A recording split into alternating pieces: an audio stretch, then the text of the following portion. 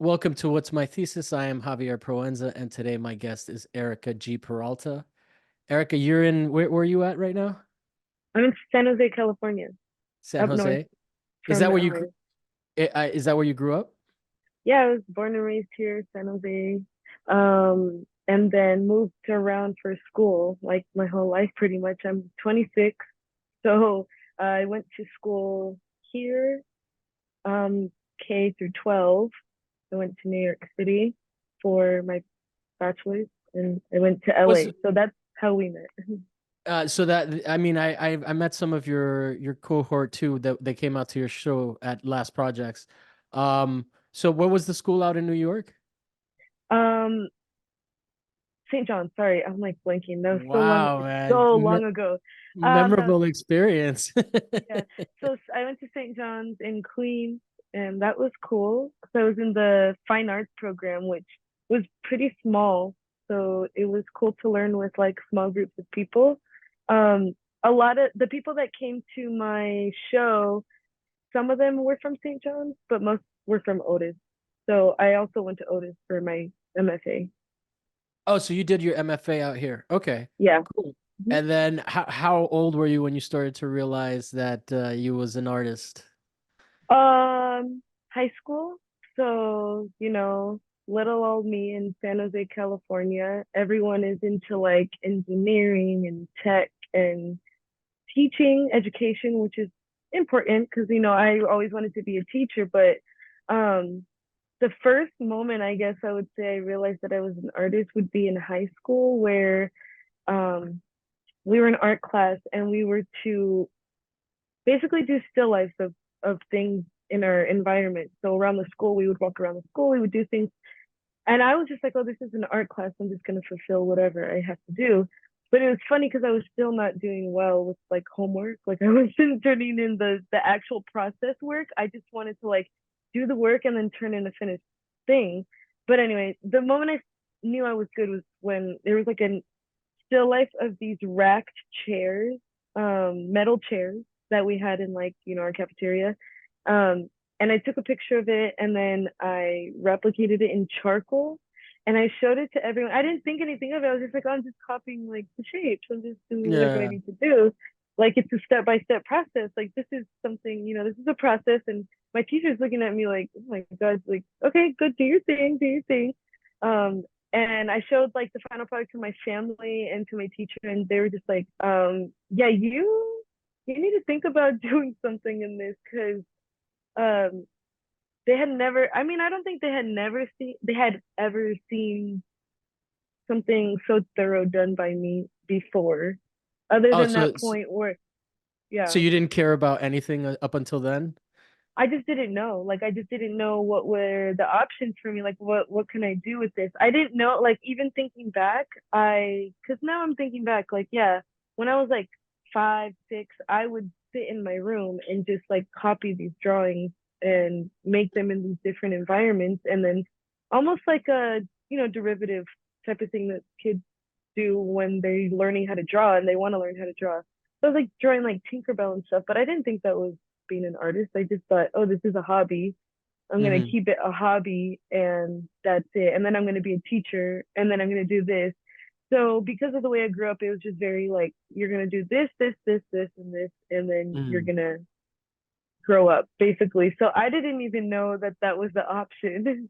No, no, but what I mean is that was it's a strange thing for parents to be like, "Oh my God, you got to do something in art," right? So was Yeah. that like the first time that you excelled at anything that's like that notably where people took note, or were you also a really good administrator? You know what I mean? Like did you Yeah. were you a good athlete? Was that the moment where they were like, "Oh, okay, this is like a skill that you have that maybe, you know." you have other abilities, but like this is the first time that we noticed talent in you. Is that like what I'm getting? Yeah, because I was an athlete, like, I mean, but I was okay. Like, I wasn't Yeah, the yeah. star athlete of every team. So that was an uncomfortable like growing up because I was like, I'm good, but I'm not like the best on the team. Like I'm Hmm. keeping up with everybody, but that's because there's something else that I think that I'm pretty smart, right? I was a pretty smart kid, whatever, but I was also very rebellious And so for me, it was like sports was fun because I got to let it all out. I have so much energy. I have like too much sometimes. And sports was that for me. But then when I started drawing or when I started doing that was a different energy. So it was like I guess it was a different energy that my family saw in Yeah, yeah. it. That, They just that noticed that there was something there that you were like, oh, because I mean that is part of like the validation is part of liking being an artist. So it's just funny to just like yeah, I think when other people take notice of something like that, it is pretty rewarding, and you're like, oh, maybe I am good at this. Um, yeah. so then like what once you stopped, it sounds like that was like the first moment you stopped maybe taking like duplicating other people's drawings and started drawing from like something that would be considered more of like a typical art practice, right? Where you draw from reference, but you're still drawing like from real life, Yeah. right? And also when you said that your first note like acknowledgement that you could do this was a still life, it was like, oh, so you've got patience for this shit too, because like most people hate, you know, Yeah. especially most people when they're a visitor in an art class, that's like the least popular assignment is to sit there and draw still lives. So did you ever draw plein air or was it always from reference photography? Because I know that you've Um, done like you did the show that you did was based on photography like photographs, I think, right? um, The the at sh- I mean, kind of, yeah. The show was based off of floor plans, like that I referenced from like Google Maps, which I guess is from photos, yeah. oh, okay. And then the painting that I had, the small one that I had from photos. Oh, and then yeah, the cardboard, like this, the liquor store. Oh, I have it right here. That's Oh yeah, reference yeah. from yeah, from reference photos. That's from the show. So the sculpture stuff is from reference Yeah, mostly. and that And was then later on. Yeah. yeah, yeah. But so have you ever been like a plein air person? Have you ever drawn from like gone out in the wilds and actually drawn, or have you always just mostly been somebody that it feels comfortable in a studio with a reference image? And because it's interesting, like I've always been good at doing like plein air stuff, like drawing from Mhm. life. I can draw, but I think that if I draw from a photograph, you can tell that versus like my drawings from life, like I think that like they get flattened out for me when Mhm. I start Mhm. drawing from a photograph. And then if I try to draw from imagination, I have a really hard time, you know? So so your skill set seems to be in that, like, do you draw well from imagination or no? No, I would say that I'm a trained traditional artist, as in like when I went to New York City to go study art, I was taught like the masters were taught almost. So I was Yeah. taking figure life, still life classes and figure drawing classes, and we were painting from life, we were drawing from life. And so, yeah, I think when I was in high school, it was more from photos. And Hmm. then when I was in high school, I was kind of like, I need to be a little bit more challenged. And that's when my teacher in high school, I was taking AP, I was in AP studio art. And so she had me start an actual still life. I think one time I did one in high school and I was like, I like this. But it was like the end of the year. It was like the last thing that we did. And I was like, I knew I was going to college, going to undergrad for that, for fine arts. So I was like, okay, I think I'm going to do this over there. So I think I'll be fine. Um, it's funny because I did have to choose between St. John's and Otis. I mean, I feel like I don't know how the education differs from undergrad, but I would say, yeah, I was drawing from life at St. John's. And during class, like we would have, so it was a block schedule, just like any college, university. They have, Tuesday, Wednesday, or Tuesday, Thursday, you have class, and then Monday, Wednesday, Friday, you have class. So we would have specific Mondays where we would go out. It was like lazy Mondays. We would go out and we would just draw our campus. And I have like a big old thing of sketchbooks here of just like all these life drawings that I have. And I mean, I took drawing one, two, three, and it started with yeah, plein air, doing it in space and Hmm. having still life drawings. And then drawing two was more of line composition, thinking about the history of drawing a little bit more when it comes to still life. and from photo, and so all of that theory. And then drawing three was like an abstract like whole like using line and color and form to decide how to make a drawing. So I was trained in different styles. I would Mm-hmm. say though, I like drawing from life the best. Yeah, yeah, Um, Even though this painting, like the ones that I'm starting now, are kind of mural style where I'm projecting a home video onto a canvas and I'm painting based off of that. So it's yeah, yeah. different, but it's not technically not from a photo, it's from a moving image that I pause and then it is an image. But so I don't know. I do different things. And then but then when did you start getting into like conceptual conceits, right? Probably third year, fourth year of college, right? I would imagine. E- And what were the things that started to interest you? Because like for example, in that show, it was a lot of like LA spots, right? That like you were working off of a lot of architecture. Now it seems like you're doing more home movie, like so there's figure a little bit more involved in the current work. Like, do you mhm. have like a thing that you're after that you're pursuing conceptually, interest wise? What would that be? Yeah, I think and this didn't hit me, I would say, until grad school. Because my whole time in my undergrad was trying to figure out these technical skills and to see if Yeah, I yeah. can actually do them. So, and then being in New York City, it was like, okay, this is different for me. I mean, it wasn't a culture shock because I mean, I feel like I'm a chameleon, so I can like really mold myself.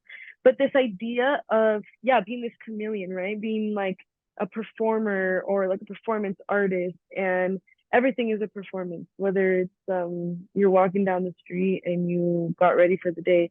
So my last year of my undergrad, um, I created a whole video sequence of these five characters that were living in 1968 and they were reacting to different life events during that time. So, Mhm. Martin Luther King Jr. was assassinated that year. Robert Kennedy was assassinated that year. Nixon was elected. I mean, that was like the year of the protest, as I've read in multiple journals. And, That's when I the mean, civil rights protest started? Or um, was that which protests are we talking about?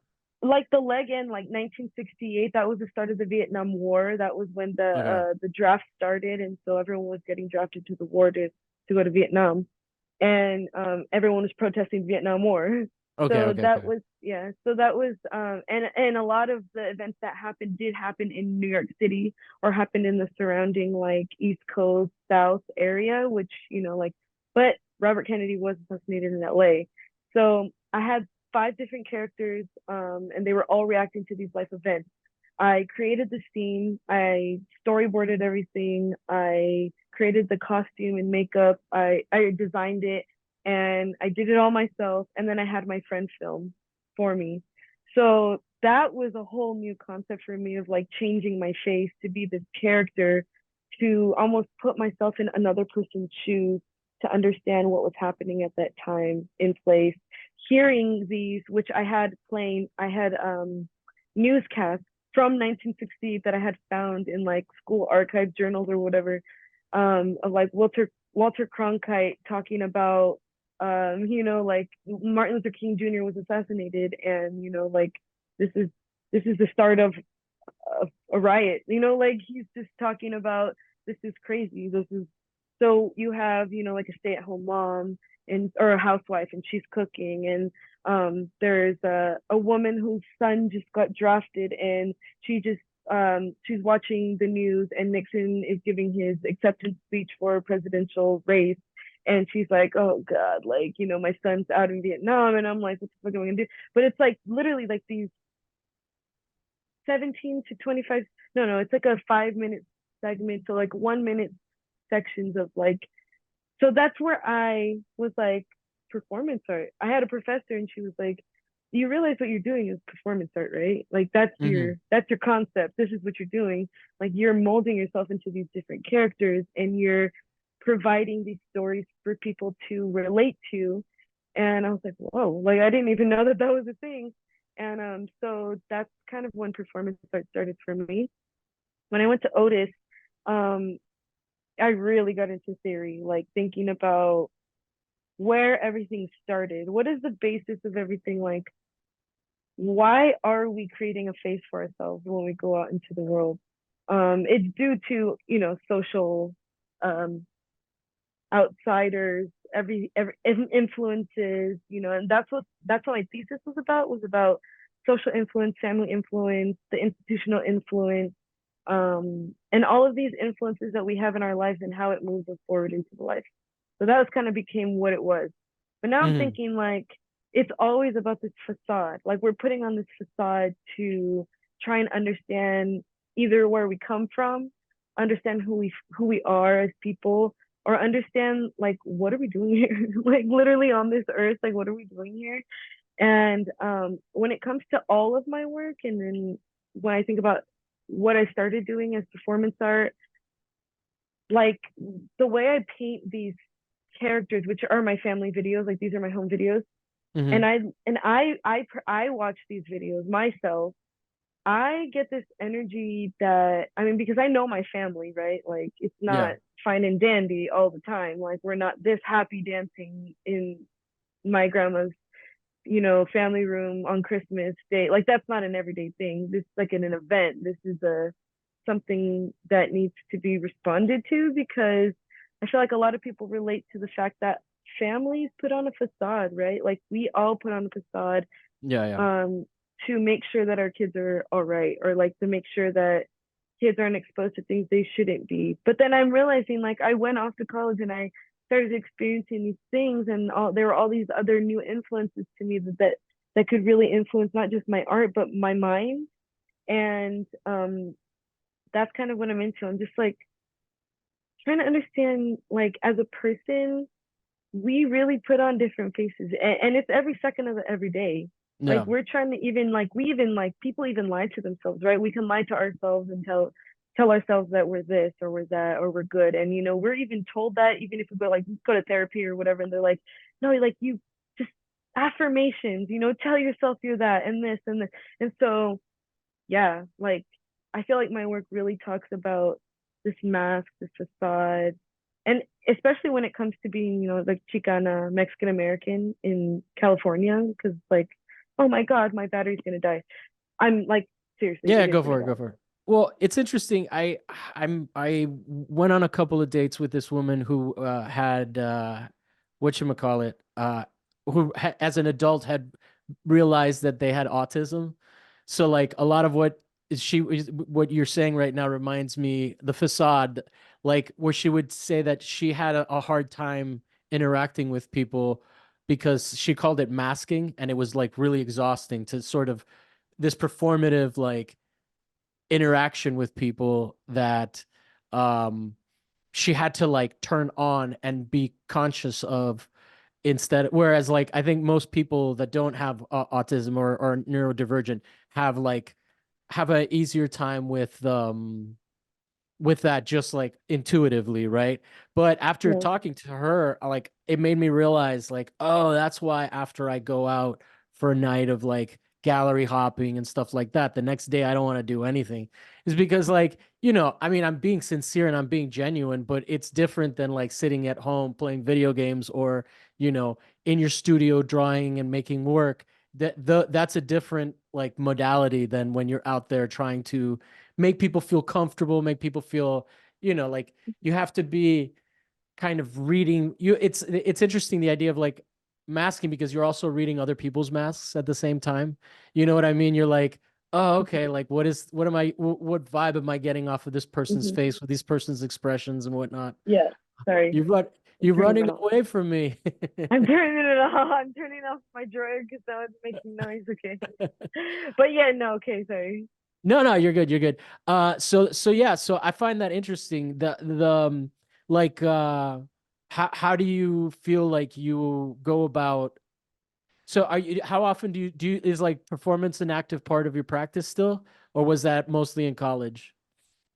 Performance art, I would say is every day. Okay, so I've been really into right now I'm good I'm applying to be a teacher, right? So I have to make up a mock-up lesson. And I've been really into silhouette and how, idea is an artwork, um, conceptual art, all of that. So right now I'm like psyching myself out and telling myself that I'm making art every day because my ideas of performing are there. But Hmm. there's a process to everything. And so when it comes to my performances and my videos, I'm really focused on the process right now. So I'm trying to think right now about the new characters that I want to make and how I want to go into that again because I really liked doing it. I really liked making the videos. Um, so right now, and like for the last project show, I wasn't performing, but she's fine. She's fine in here. Yeah, my sister. um, So like at last projects, I there were performances planned, but because I was traveling back and forth from San Jose, it was kind of a lot on me that I was Hmm. planning, because I had built that whole structure inside of the last project space, which Yeah. is another one of my interests. So I feel like that in itself was a performance because like Andrew and Alona, they were in there, and I was like putting it up, and I was just like, trust me, I know what I'm doing. And Andrew was just like watching me, like, how are you doing this? Like, what are you doing? And I was like, well, I have a process. Like, this is like, I planned this out. Like, I had a whole plan and I'm going to do it. And I was like, Andrew, it's fine. Like, if you think about it, this is the performance. And he's like, okay. And he's just sitting like watching me. And Alona's like, yeah, this is great. It's going to be great. Like, this is the performance. So I feel like when it comes to things like that and making, I think for me, making is always a performance because I'm so dramatic that I will try to be as dramatic as possible in my making process. Hmm. So I'd like to plan like how I'm gonna build something before I build it. So for me, building is the performance too. So I would say that I am doing performance work. It just takes a little bit more time for me to figure out like what's a performance and what's not. Also because of my background at Otis, we had like a critical theory class for two of my semesters, and so I sit here and I think about all the different theories and possibilities about how the work will be read. So I'd like to think that my work is clear enough for people to understand that it is a performance and not me Hmm. just standing there building a building. Yeah, yeah. That makes sense. No, no, that does make Yeah. sense. And then but it sounds like it sounds like you have two like you have like the performance art practice where you are actually performing in front of people, be it through video and whatnot, but then also the art practice is also a very performative experience for you, even though which makes sense because like technically that is right. Like when you do a performance, a lot of times all you have is like the documentation of the performance, right? So if in that process the object is not a photograph but like an actual and there is also what when you had the big construction, was it out of cardboard? It was like a Mhm. kitchen, right? Or Um, what was it again? I can't remember. yeah, so I mean the inside was the stove top, like the industrial stove top for the kitchen, like an industrial restaurant kitchen, but the outside was like a facade of a generic chili that or like an Applebee's, like Mm. that structure architecture of the facade of the building. So I was planning to do like the whole thing and like having it be all centered and but my plans were bigger than I thought, and so I had to really cut it down, and so yeah, it became that facade of chili. Oh, And so then it was you were gonna add to it. Well, because what I was gonna say is that even as a viewer, there's a obstruction in the like right in the middle of the gallery, so you have to get around it and you have to mhm. interact with it in a way that does also feel like you are being not like driven like cattle necessarily, but like there's a performative element even in the way that the audience is taking up space, at least interactive, right? So Yeah. so it makes sense. Like I definitely get what you're saying about that. Did you have a specific topic that you wanted to talk about today that we can get into a little bit, or do you want to just keep going like this? Because either I way is mean, fine. yeah, this is cool. I mean, because I was going to talk more about that because you said something. I forgot what you said. Oh, moving like cattle. Like I Yeah. feel like that was the whole point of the show, and I am very appreciative that you got the sense of that. Hmm. Because it was about labor. It was about the kitchen, the restaurant industry, and being a person in that industry. Because like we can talk about masking, we can talk about the facade. Because I like that. I mean, literally is what I made was a facade of the Chili's, Hmm. and then behind it was the kitchen stovetop. So you're looking behind the facade and you're seeing what is the actual labor and the work of a restaurant is the kitchen. The heart of the kitchen is, the work, the labor, the people putting out the food, the people running the show, basically, like it's a Yeah. show, it's a performance. So I mean, I'm interested in continuing to talk like the way we're talking because I feel like the Did way you that see I did you see the movie the Menu? no, not Oh, yet. you might enjoy it. It's basically about it's kind of about this. It's a very exclusive culinary experience that these people are these two people go to, and then just the kitchen like staff is a performance. It like is part of the performance, but then they are also very deliberate in including the customers of the restaurant into that. I'm trying to be as vague as possible. It's like Mhm. it's kind of a horror movie a little Yeah. bit. So, whatever violence that entails, but it really is an interesting thing. And also like, when you have a space like that, like you're talking about the facade of the restaurant, but once you get inside, you're not inside a restaurant, you're inside the kitchen of a restaurant. So you are part of the like you all of a sudden now I'm in inadvertently in the role of a kitchen worker as opposed to, you know, like while I'm looking at art, I'm still being like, the outside is one thing, and then you step inside. It's not a dining room. It's Hmm. literally the back room. So like you are assigning the audience a role in those situations, right? Hmm. So Yeah. so yeah, no, those are little things that I noticed, but I didn't pick up on it because we hadn't talked about your practice. So it's interesting to get into that. When you take on a role, that's different, right? Because like in this case, you're making us take on a role. What kind of roles do you like? We talked a little bit about the piece with the 60s, right? But like Hmm. so like is it do you ever do like performance live, like, or is it mostly video projects? What's your sweet spot for that?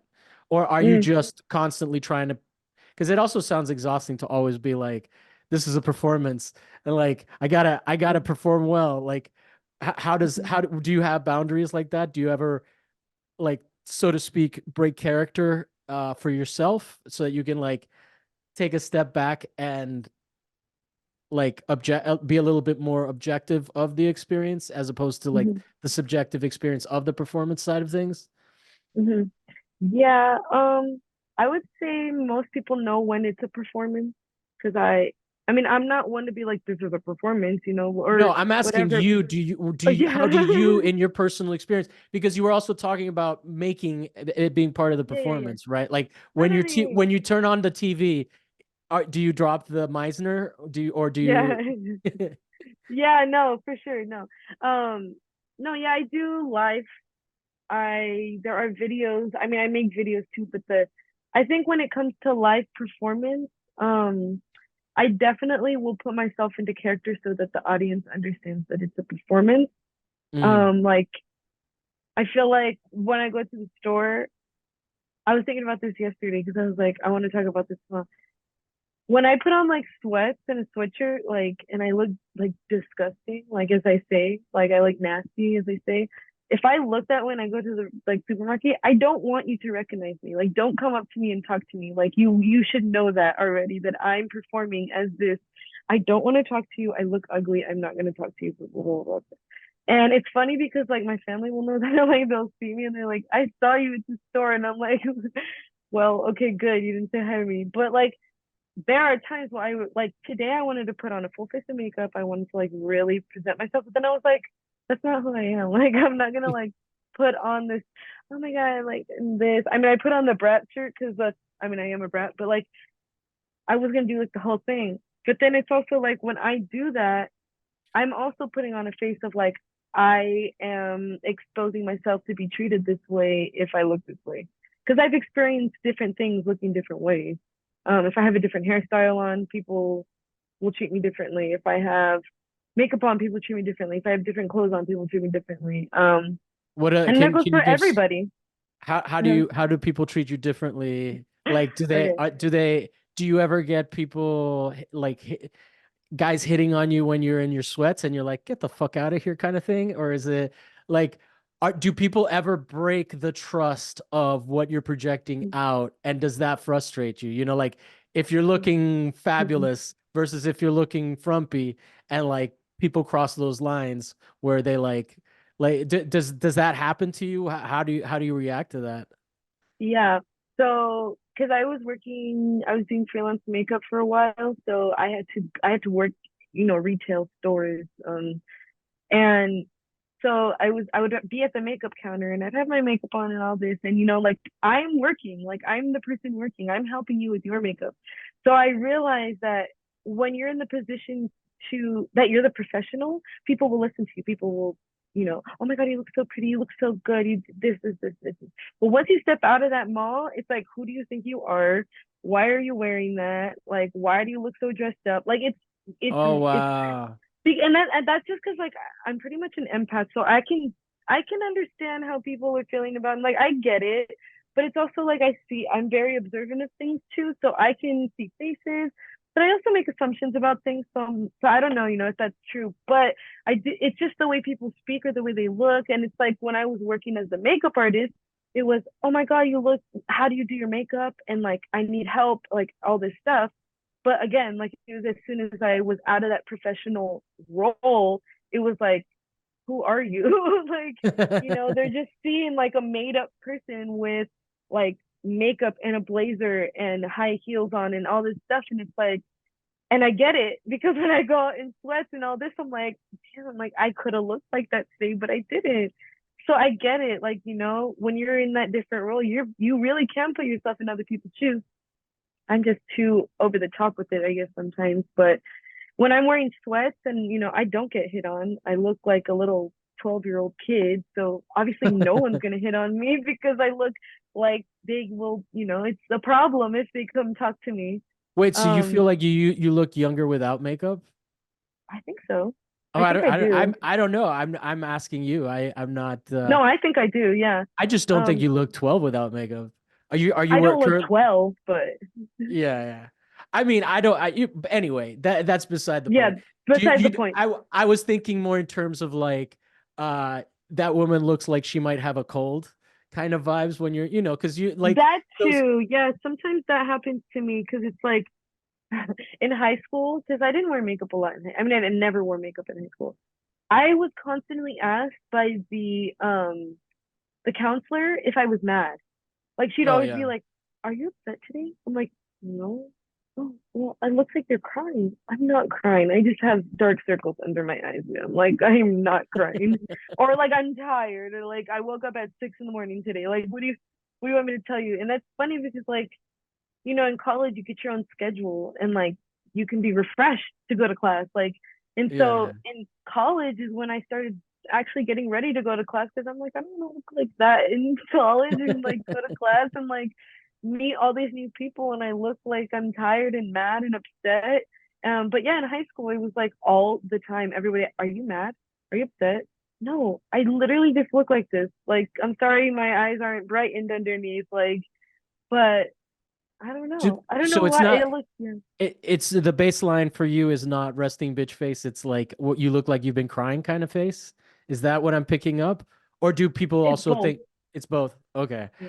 And what do you think like what is your least performative self? Like where like you can actually forget all this stuff because it sounds like you're constantly thinking about this, right? Like and it makes sense. I do too to some degree.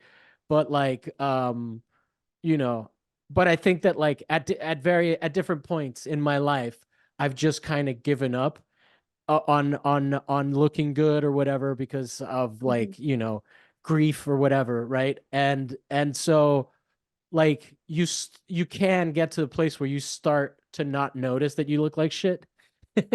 You know what I Yeah. mean? Like based on your mood and whatnot. Is there like a baseline you where it feels least effortless, where you're not aware of what you're projecting? Is there because it sounds like if it sounds to me like if you don't do enough, people react to you in a way that makes you self-aware, right? Hmm. Is Yeah. there like is there a mask that you can put on that you're just like, you know what? Like this feels natural. This doesn't, it may have taken me some time, but like the way that people are interacting with me right now, that's Hmm. the sweet spot. That makes me feel most like myself and least like a performance. Is there that for you, or are you always just so theoretically tied into the process of the performativeness that like how like some DJs can't enjoy music anymore because all they hear is like samples, Hmm. like, or Hmm. they were like, oh yeah, I could do this with this, and then they like, is there an equivalent of that for you, or is there a state of Erica Peralta Hmm. that is like just the sweet spot where you're like, it's effortless? Yeah. Hmm.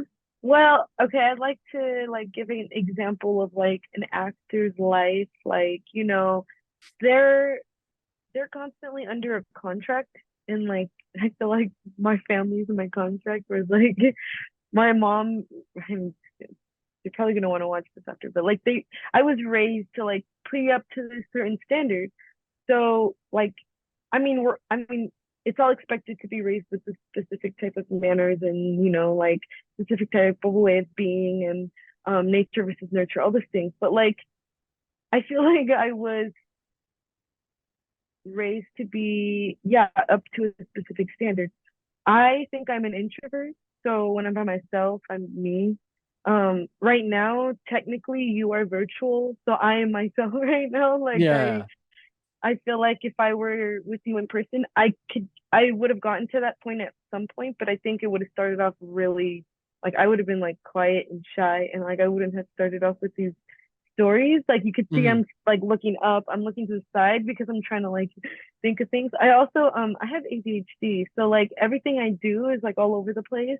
I will be at home and now I'm starting to notice it because one, I'm out of school. Two, I'm looking for jobs and stuff, so I'm like trying to figure things out. And I got a puppy. So I'm just trying like and now I'm starting to notice things where like I'll go from this point to this point and then I'll go from there to there. And it's like, wait, I forgot I was talking about this. So let me go off. But yeah, I think when I get this way and I'm like going this way, like bouncing off the walls, that's me.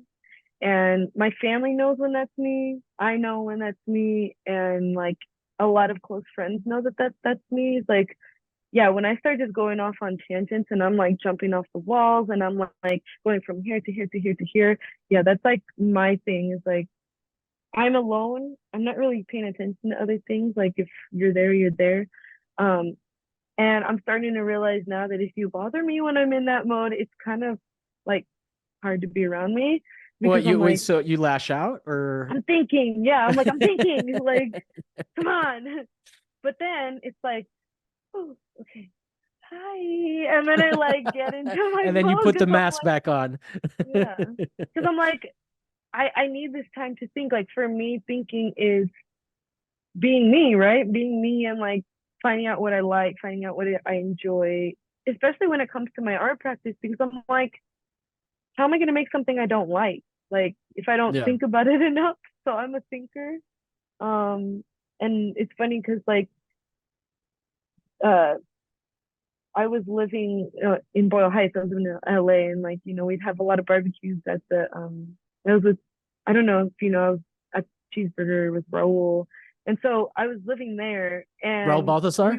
yeah, and we would have a bunch of like barbecues and stuff like in the summertime, and I didn't realize that like I was putting on a mask, but I was right because like not that I wanted to fit in or anything like that. It was just like, okay, I'm surrounded by a group of like very established artists. Like I'm talking to a bunch of men. I am a woman. So I didn't realize that I was putting on like this mask, and I guess it's getting personal, but it's fine, whatever. Um, like drinking beer and smoking, doing all those things, like that just becomes like a normal thing. And I thought that was normal for me. I thought that was like, okay, this is me. This is who I am, like drinking and just chilling and doing which is not a bad thing because whatever, but it just got very detrimental for me. So Uh-huh. that's why now I'm starting to realize like what really is me. So your question of like what really is you, it's definitely not like someone that drinks alcohol. Like, like I Okay. don't think Yeah, yeah. it hits me very well. But what I'm saying is like it took me not doing like I've been staying sober. So it's like I've been trying not to do that to really understand what Yeah, is yeah. me. No, yeah, yeah. So yeah. Well, So that resonates, yeah, for sure. Sorry, I didn't mean to cut you off. yeah, no, you didn't. I think I was gonna say something, but it was gonna be redundant or something. Okay. No, well, that's interesting. Especially because I do think a lot of people have that tied to their identity. Even myself, like I can kind of I just spent some time in Miami, and like just hanging out with people that I used to know, I realized that like my notion of me being like what I like to think of it as a degenerate or a bad kid, you know, Mhm. like it was mostly not was like I felt maybe I could be myself more with these people than I could like with other kids when I was in high school. But now I'm also going through like like I basically went there because I was just drinking too much out here, and like I wanted to like I stayed at my mom's house, and I was like, I'm Mhm. not gonna drink in front of my mom, dude. Yeah. You know? So Yeah. so I basically just did that. But it is interesting what you're saying because it sounds like because among other things that I quit was like just being on social media, being on Instagram, kind of like feeling like I'm interacting with my friends by looking at their posts and then just realizing like that's not real, you know? Yeah. Um and that but so what it sounds like to me, like I had a year where I was in Italy, and there was like I had no access to television.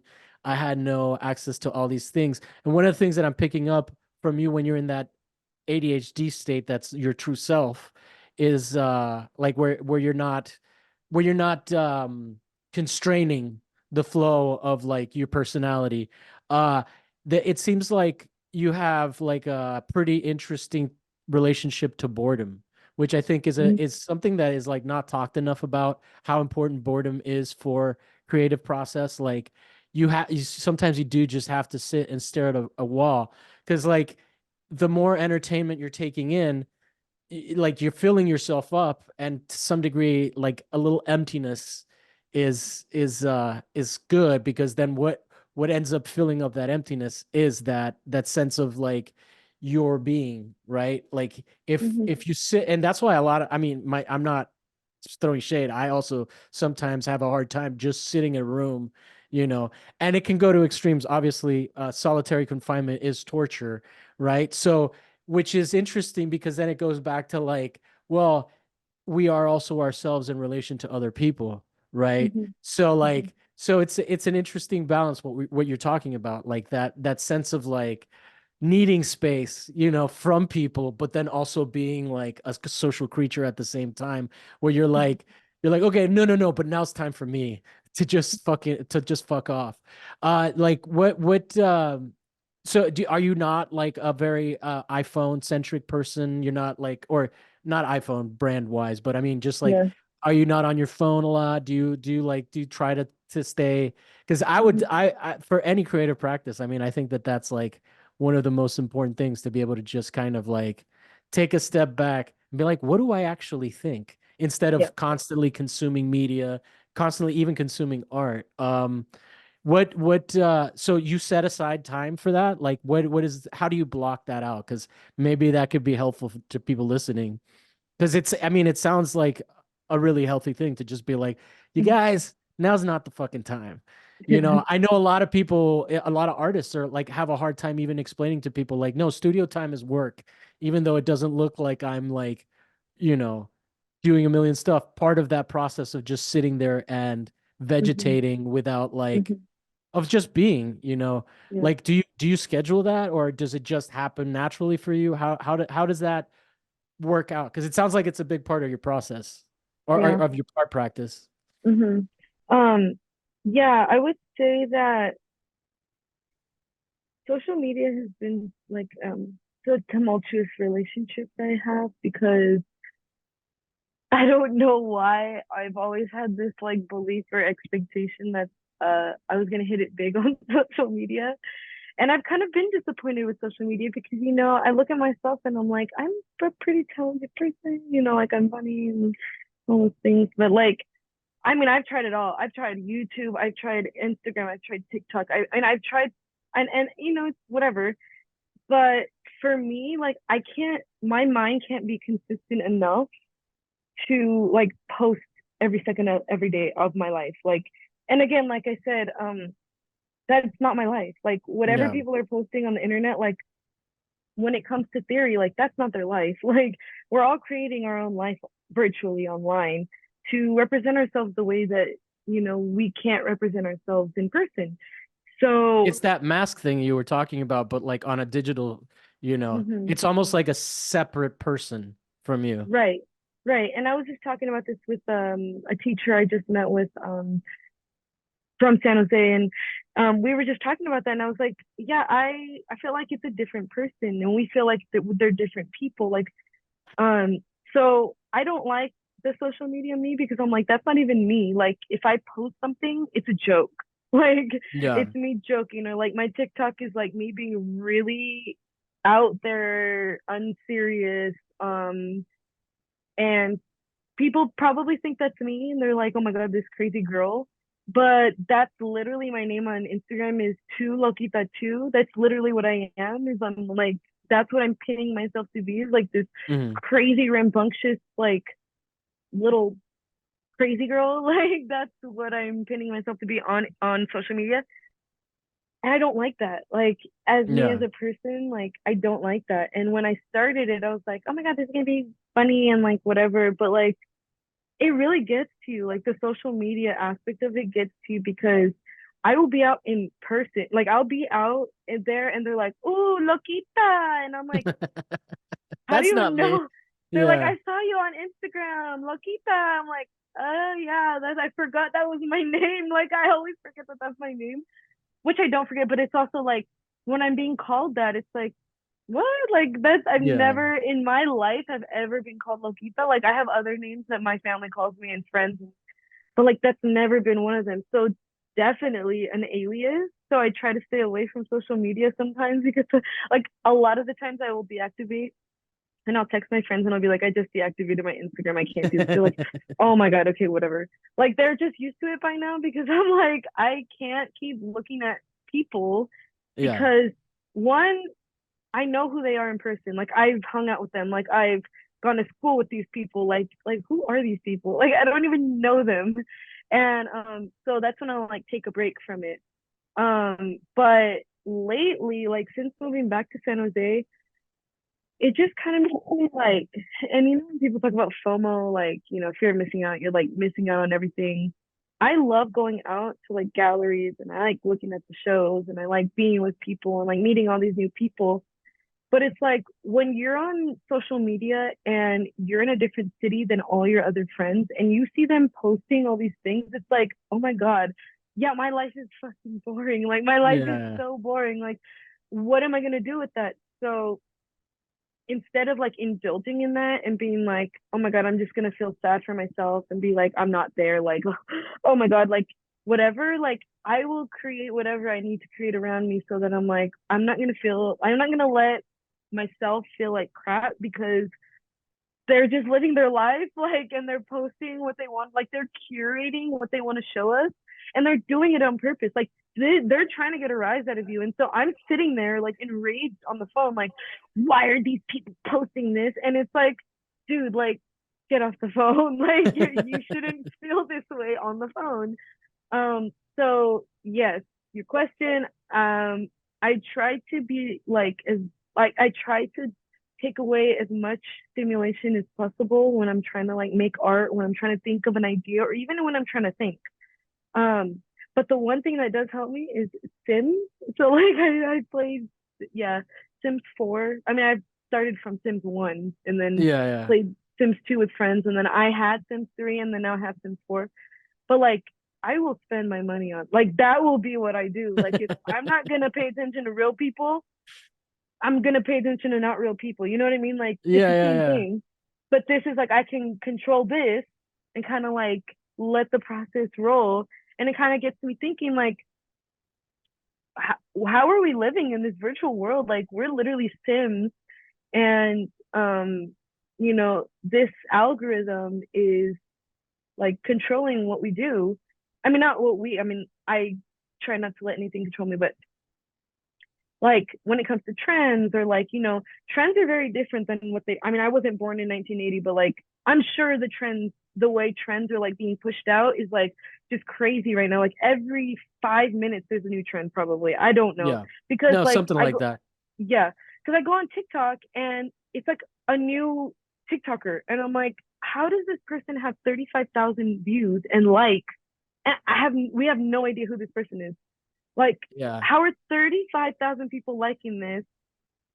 But it's also like, is it the algorithm? Is it Yeah. like, it is, and it is, but it's also the algorithm making you feel like shit for not having 35,000 likes, for just being a regular person. But these people are posting like day in, day out, and they're like, getting money for it. I mean, they're monetized, right? So, Yeah, yeah. if you hit a certain number, you're going on live. Like that, I've been trying, like, that's why I said I'm disappointed with social media, because I've been trying to hit 1,000 followers on TikTok so that at least I could just go live and like have people just like join a live so I could just be like me. But that it's not possible because you have to put on a character to make this TikTok video.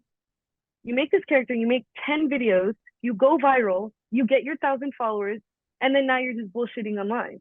Like Yeah. that's how people are making their money right now. I think that's so crazy. And it infuriates me because I'm like, I honor myself. I mean, I'd like to say that I do a lot of research in my practice, and my paintings and my drawings and all these things, and I do my research with it, and I read a lot, and it's just like, how is this happening? Like, it's a performance. And Yeah. so these people are also doing their research, and but it's a different medium, and I think social media is just not my medium. It's not for me. I can't do it. And so that's why I try to stay away from it, because it's like none of this, no, I shouldn't say that because no shade, no tea, but like nothing is really inspirational to me other than if I were to, unless I'm following like my friends, like seeing my friends' art and all the artists that I enjoy looking at. But like the trends and like the different things, like none of it is inspiring. Like I don't know how I'm gonna find, like, how am I gonna find out what my next painting about a facade is gonna be of this Yeah. girl like dancing to a TikTok dance that she saw someone else do, and now she has 100,000 followers. It's like, well, now she's just gonna be doing the same thing because she knows it's gonna go viral. Yeah. But Well, there's a lot of YouTubers, and even right now there's this trend of YouTubers that are semi-retiring because they're like leaving their main channels that got them. I don't even know most of these guys because I've never watched their things, but a lot of people have been like, goodbye to this channel. I'm gonna go do what I really want to do with which is a different kind of content. So they're not exactly quitting YouTube, but what that speaks to is people feeling like they threw a bunch of stuff out, and then the one that stuck and became successful for them like is like is the one that they ended up obviously doing because it monetized easily, right? Yeah. Like there's people like there's this guy Nigel Ing, I think is his name, Hmm. and he's like he does Uncle Roger, which is the you may have seen him. He's got a big bright orange shirt and stuff Hmm. like that, and he like does a very thick accent. I think he's Malaysian, but he does a Hmm. very thick accent. I'm not going to impersonate it here because it would Yeah. probably be No. racist, but so like but he's also like he doesn't talk like that. He's like, he does the character of Uncle Roger and all of that, but it just seems exhausting to be known as that guy, Yeah. like and like even people like even going back to like people like Andrew Dice Clay who are like comedians and personas that Hmm. got really famous for not being themselves on stage, and like even Bobcat Goldthwait is like he's like nothing like the persona that he portrays on stage. Yeah. So it's really interesting. It's really crazy to think about that in terms Hmm. of like getting yourself pigeonholed, you know? Yeah. Like Yeah. I mean, as somebody that's in the content creation space doing the podcast, I'm very much aware of all this stuff, and I'm always aware of like you have to make sure you get an audience that is into what you like, and maybe instead of chasing virality so Yeah. much, but then that is like slow going.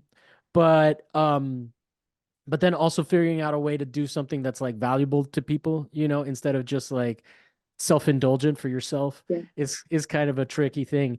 What about like there was I asked about the social media stuff, but like what about the boredom, the space to be bored Oh. side of Yeah. things? Like is that an active part of your practice? Do you like sometimes just get in the studio and do nothing?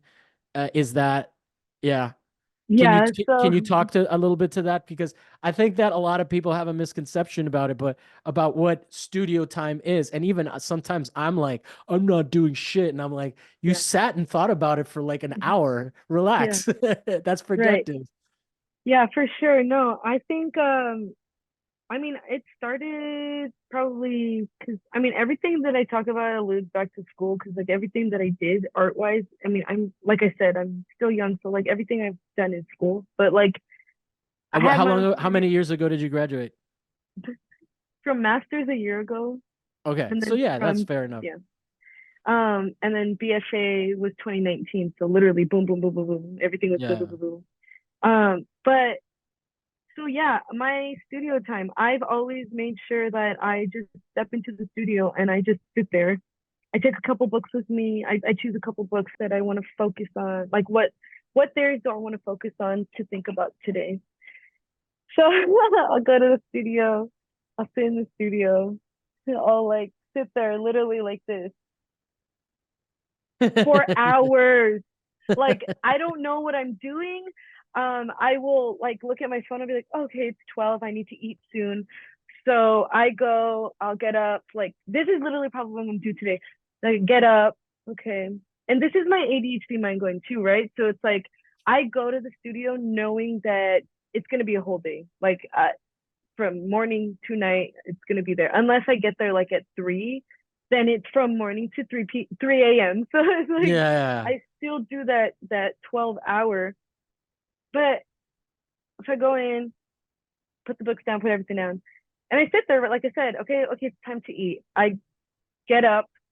What am I gonna eat? So I think about what I'm gonna eat for like 30 minutes. Well, maybe I don't want to eat that. I look through like DoorDash or whatever. That's my social media is DoorDash.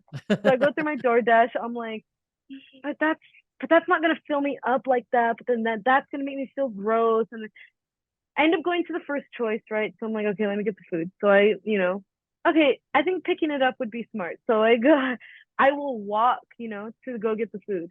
And during my walk, I'm thinking, right? I'm like, oh, so if I put this concept with this concept, then it's gonna make that. And I'm not putting anything down like on paper or anything. And I'm just like, but I feel like I'm not getting anything done, right? And that's why I brought up solo wit because, an idea is it can be something if you really want it to be. So I would say that the whole time, like that I'm doing stuff, like I am pretty bored because I'm like, well, I gotta go get the food. Like this is pretty boring. So I'm sitting there like, whatever. But I don't realize that the whole time I'm like thinking, like in my head, I am thinking. So I go back to the studio, eating, I'll eat, take my time eating because I'm a slow eater. So I'm just like, whatever. I'm thinking while I'm eating, like, like all these things, like, and I'm not exaggerating. Like, I swear, like, people think I'm just like walking around shuffling. Like, no, like, there is Yeah, yeah. there is like a playground in there. And I'm like, and this might be crazy, but like I'm seeing things, like I'm seeing the way a painting could look. Like I'm eating, like I'm looking at like, okay, the drawing needs to look like this and this and this. But again, nothing is being written down on a piece of paper. Hmm. So finally I'm like, you know what? I start writing things down on a piece of paper. So I grab a piece of paper and I write like 3 words. I'll write like 3 words of like whatever. I'm like, this doesn't make sense. So there I go. Another hour of like thinking about like how these 3 words connect with each other. And then I end up going back to like the original concept that I thought about at like 11 a.m. in the morning. And I start creating at like 10 p.m. And then at like 10 p.m., I'm like, okay, well, I can't stop. Like, I can't stop making this. And so there I am from 10 p.m. to 2 a.m., 3 a.m., 4 a.m., whatever, however long I need to do it. And I'm there doing it. And this can go on for like weeks where finally I have like a final product. But there are other times where I do go into the studio and I'm just like, this needs to be done, this needs to be done, this needs to be done, and it gets Yeah. done. But like usually it's just literally me there like this, like I'm in a rolly chair like this, and I'm like this, like, and I'm just like, what am I gonna do today? And it's just literally me, like that question, what am I going to do today?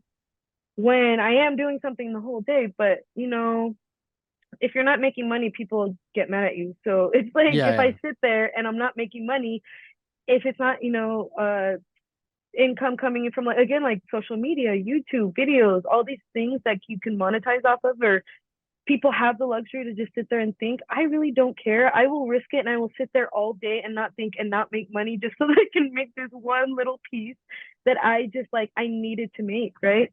I had the luxury of doing that in when I was in my grad program even more, but now it's like I can't do that. I just all of my thoughts are still in my head for like months and months and months right now because yeah, I mean now I have a puppy. I got her like 3 months ago, but I'll take her out and that's like literally my studio time. Like Yeah, I yeah. That will, makes sense. like I'll think there and now I will write down. Like I now have a process, right? Like think of something, write it down. Um, if I want to write it down and I'm thinking like, oh, this is good, I'm gonna write it down right away. But then it's like that takes me 10 seconds to write something down. And then the rest of the day again, I'm thinking. So I just have a bunch of ideas in my notebook right now, and but that's how I've always worked. It's always started with the idea. So when I went to Otis and I had a mentor, Renee Petropoulos, I asked her one day and I was like, Renee, I sit in my studio for hours and I don't get anything done. I was like, what do you call that? And uh, she goes, that's conceptual art. She goes, you have so many ideas. She goes, and you get them done. She goes, but it just takes you a little bit more time. She goes, that's a process. She goes, that's conceptual art.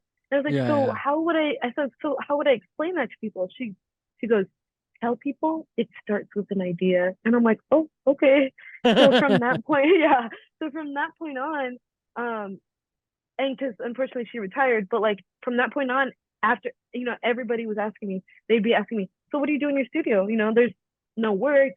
I'm like, it starts with an idea, and I would show them like the process, and I would show them all my steps, and they're like, okay, I like that, and they'd be like, okay, but that's like an actual work, and so I'd show them like my steps and my process, and it ended up being that it was finished, that a lot of pieces were finished because I was taking my time in the concept, in the conceptual part of Yeah. it. So a lot of my work became very conceptual, and that's probably because of my process, my art process, the way that I disciplined myself to be in my grad program. It was like, okay, digest this, dissect it, and then make it. And that took me, like I said, weeks. my thesis show, I thought I was gonna have way more in it than I actually did. It ended up being like one of the best things I had ever done because I had so much that I was able to edit down. Yeah. And so I didn't realize that until I got to that point, and I was like, oh my God, like I was doing stuff the whole time. Like I was thinking the Yeah. whole time, and now I can just make it. And so that, I guess that goes back to like me saying putting everything up as a performance, because for me, at the end of everything, at the end of the process, the product is the performance, right? The product is me making it. So the artwork and the ideas, those are all also a part of the body of work, but like I need to show something for it. So it's like I'm like I can't, well, no, I can, I can be a critical theorist and do all these things and be a writer and be a an academic journalist and all these things, but like I also want to make things, but it just takes me Yeah. like longer to do it. So it Well, makes, yeah. I think that you're what you're speaking to is very much a conceptual thing too. Like because I can totally relate to that. There's a lot of times you just have the idea and then you just keep it in your back pocket until you have the opportunity. Because it's like sometimes I'm just not going to build something until I know that I'm going to show it. But the piece is done. I just need to purchase the elements to put it together in the space. But until I have the space, I'm not going to have like whatever structural conceptual piece, a sculptural conceptual piece just sitting in my apartment, even though I can like, or sometimes I'll get it, I'll throw it together, I'll run it one time in the house to make sure that everything works, and then it's just in a box. Yeah. So I totally relate to that. One of the things that I started to do so that I didn't feel so guilty all the time, but I like it. You just came out of grad school, so you're still in that mindset of like, oh no, this is like hold on to that too. Don't let Hmm. people take that away from you, because the capitalist system is like very and is the antithesis of that kind of process. But that's how really interesting work is made too. But yeah, Hmm. what I've started doing is to like draw as like a practice, so that I have an art practice aside separate from my conceptual practice. Right. But yeah, like, that way I can feel like I'm being productive in the more traditional sense. But yeah, sitting around and like just looking at the wall is like, I think that is way more productive than when I'm like watching movies, playing a video game. Although I do have my version of a sim, which is Civilization 6, where you Hmm. basically go to war with other countries. But Hmm. it's a lot of that. Like, what's interesting about those games also is that it's a lot of decision making, and then it evolves on its own. Right. So like Yeah. with Civ, I build up my societies, and they'll take it's a turn-based game, so it'll take like 10 turns for me to have a warrior, right? And then Hmm. once I have that warrior, I build him up with his skill and stuff like that. Like the more experience he has, the stronger he is and whatnot. But basically sometimes like the mechanics of that game are just like decision makings. And what I like about it is that um it's like decisions within a structure in that game that completely distract me and help me shut off my brain entirely. So like Hmm. after a day of like really being deep in thought and being really bored, you just go and you're like making all these quick decisions that add up to something, right? And then you go to war with another civilization or whatever. In your case, Hmm.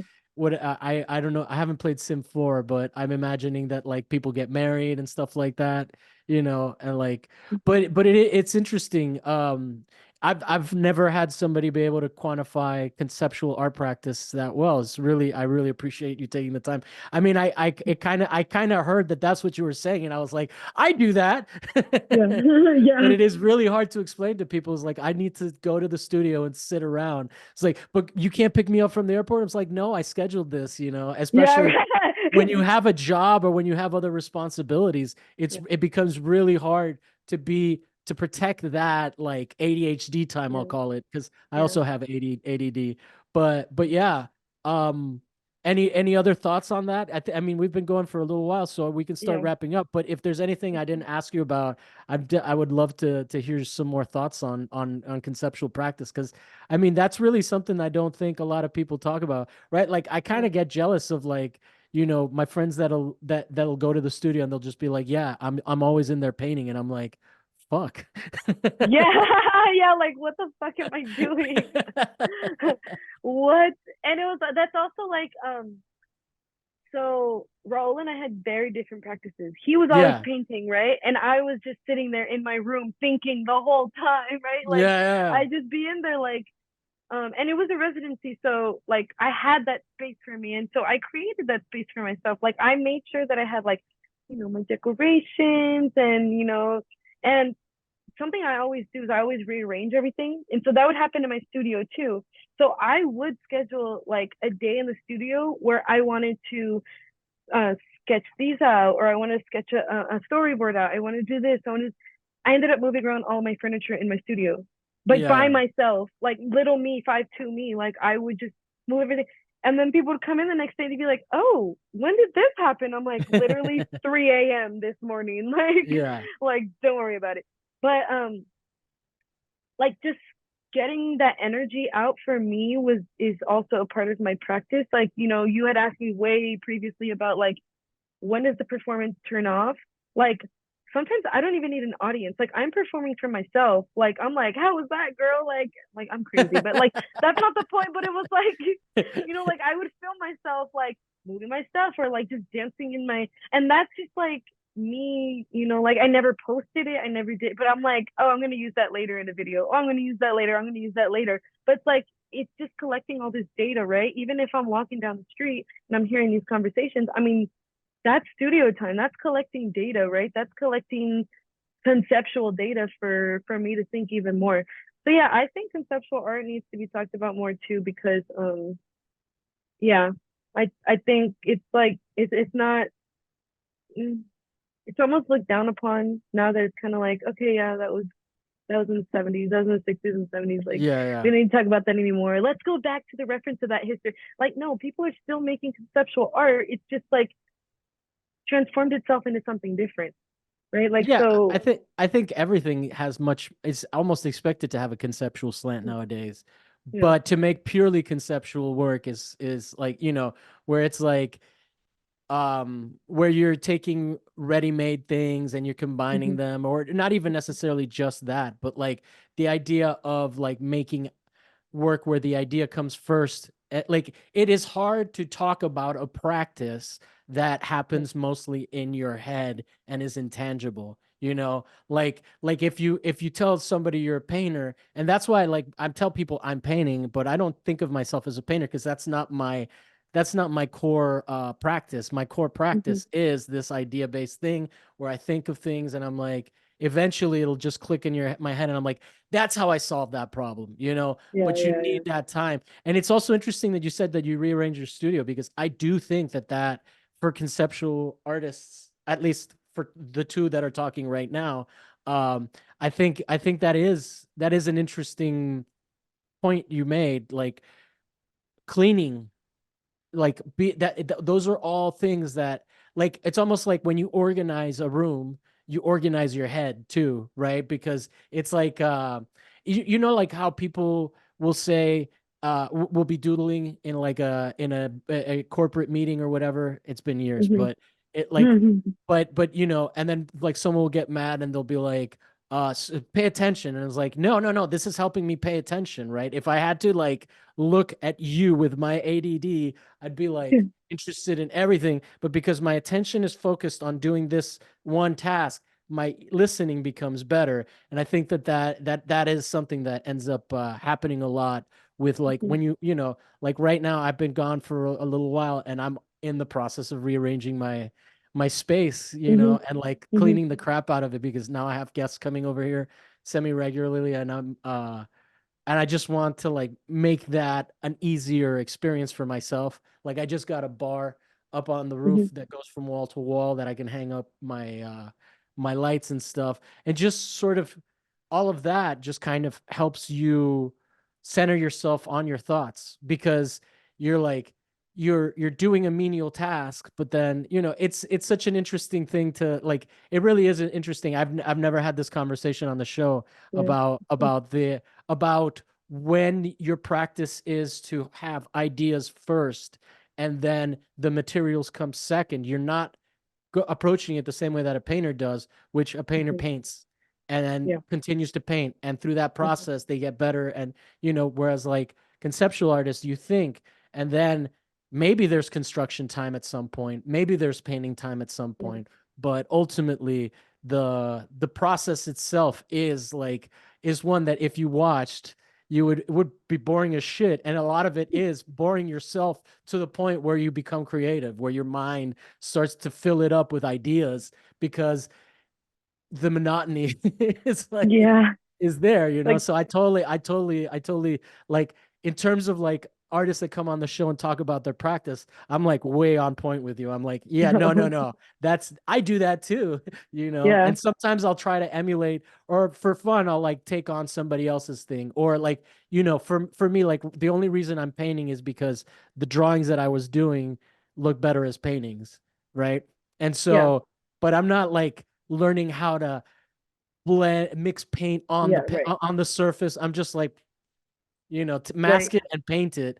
And then like some other times I'll do a sculptural piece where I like buy electronic thing and I'll try to make it do things that it can't do. And then Yeah. that's part of the process. But all the process that goes up to that and deciding all the things that I want that printer to be able to do is like it takes time. I'm not gonna go out and buy a printer the first day because that's how you waste a lot of money. Yeah. You know, you need a printer that does what you need it to do. So Yeah. anyway, and any other parting thoughts? I think we're gonna wrap it up at this point. Yeah. Yeah. Uh, I would just like to say that definitely creating a system for your practice is important because it can create an efficient conceptual practice. But not Yeah, everyone is like that. But no, that's cool that we think scheduling that it, way. I would say scheduling it is the important part, Yeah. and scheduling it with purpose, and don't just fall into it. Be like, no, Yeah. no, no, this is studio time, and that way, Yeah. when you're wasting that time, you're still in a time. You're in a bubble. You have that Yeah. mask on. You have that Right. facade on, and the Yeah. That facades help mode. you too. So the facades sometimes are for you. Cool. What? So can we promote anything for you? Do you have anything coming up What can I think of? Nothing in LA at the moment. But anywhere? oh, San Jose, there's gonna be like a little community event. It's gonna be, I think it's Valentine's. What's it called? It's like a Valentine's Day event, and it's gonna be activity making Valentine's cards with kids and stuff. If anybody's in the San Jose area and you want to come by, let me see. It's on the. I just got it sent to me. It's called Love Fest. Who doesn't want a little love? February 10th, 2024, from 12:30 to 3:30, and it's in front of the Children's Discovery Museum, and in San Jose, downtown San Jose. And it's in collaboration with the Guadalupe Riverside Conservancy. So the park is collaborating with one of my friends, and her name is Tashaya, and she's putting on this event for the community. So I think it's really cool because I did a Friendsgiving one. So yeah, Nice. And then you are at what's your Instagram? You said it already, but what is it? Tu it's Loquita too? two Loquita two, so two Loquita two, and that's on Instagram. Yeah, the number, Um, not spelled out too, not yeah, TWO, no, but the the number number, two yeah. So Loquita in with between two twos. Yes. two twos. Nice.